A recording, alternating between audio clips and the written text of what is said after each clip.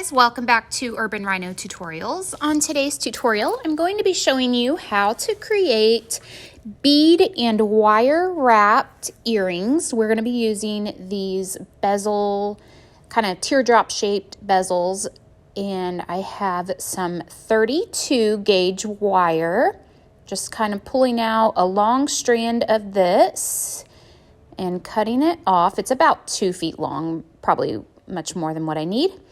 I'm going to begin by wrapping a little bit of the wire around. You can tie a knot if you want to start it. The wire does a pretty good job of staying in place though without it.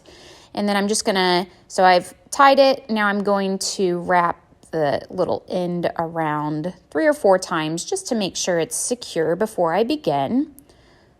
So let's kind of wrap this like so. And then, there we go. I'm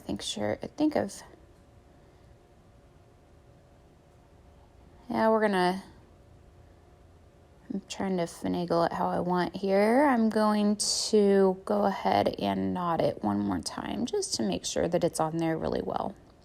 There we go. I'm going to pull it tight. Use my scissors, trim off some of the extra, and then just flatten that little end down so it's not sticking up. Okay, so now we're ready to begin using our beads. I'm actually using some really small faceted beads. These are approximately 2 to 3 millimeters each, and they're really little. Depending on the color, I have some that are a little smaller than others. And what I'm going to do is I'm going to start putting the beads on, and I'm going to do 2 at a time. So it's kind of like a little cluster. I've got one hanging out on my nail. And I'm just going to feed this on. Oh, tried. I missed it. We'll get another one here. So again, 2 at a time of the same color. So I'm choosing to do like 3 or 4 different colors around this. I have like a navy, a kind of blush color, an aqua that I'm going to use here in a minute. So the 2 are on. I'm off the screen here for a second, but just to stretch out the cord or the wire. Now that the 2 are on there, I'm just going to hold them in place with one hand, and with my dominant hand, I'm going to wrap the wire around. Usually 3 or 4 times is sufficient.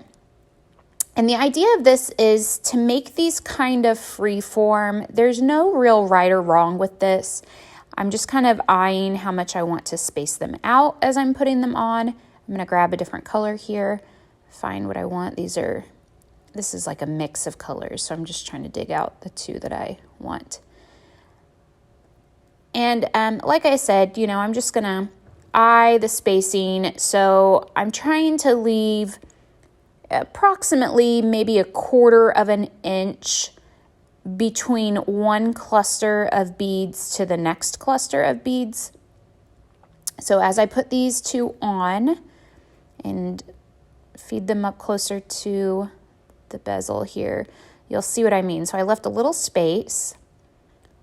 It's maybe just under 1/4 of an inch, and I'm wrapping it around again.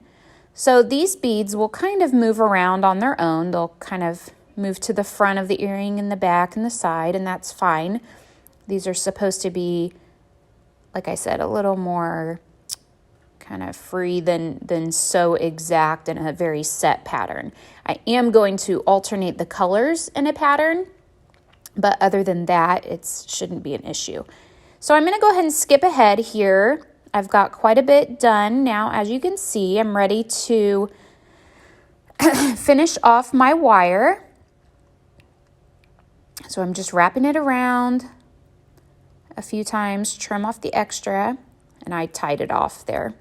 And again, flatten down any that's sticking up. So now you can see my one finished earring, really cute. I really like these. And I'm going to do the same with this other one. So when I return, you'll see both earrings finished up. Here we go. So all that's left to do is to hook on the ear wire. So I want to use the French wires for these, and I'm just going to grab a pair of pliers, open up the eye of the ear wire here, and hook it on. These actually already had jump rings on them. So let me hook this on, close it up.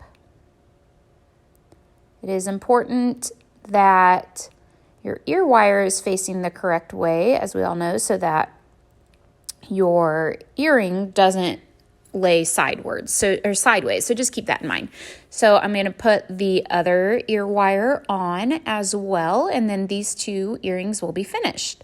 I am going to include a link in the description below, as always, with the links to purchase these supplies if you are looking to make some that are similar. And if you liked this video, please give it a thumbs up and subscribe to our channel. Thanks for watching, guys.